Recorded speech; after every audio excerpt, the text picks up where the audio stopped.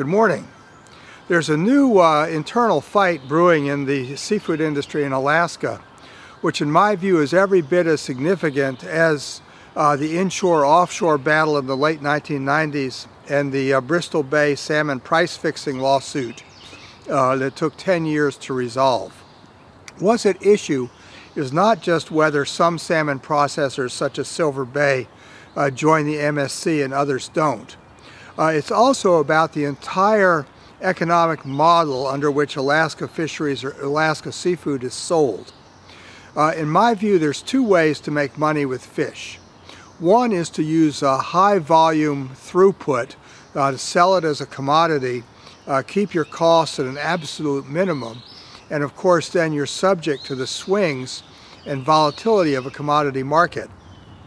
The other way is to build a brand, to spend money on value-added products, to invest in sales force and promotion, marketing, and developing long-term customer relationships.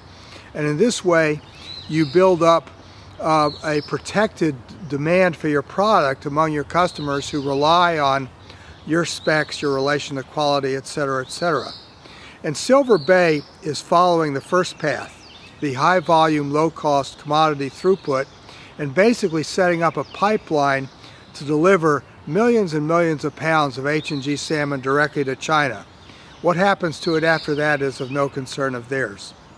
Other processors, even though they also use packing in China to some extent, are much more concerned about maintaining brand identity, riding the premium that they can get through an Alaska brand of fish, and maintaining the long-term customer relationships.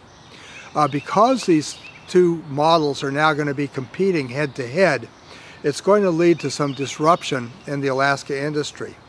In many ways, the Silver Bay model is akin to Walmart, and Walmart has had a very disruptive impact on retailing.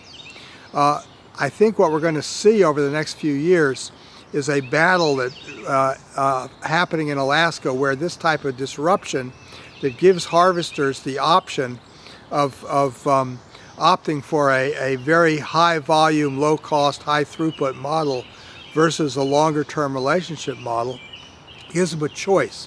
It's going to be very interesting to see what they do.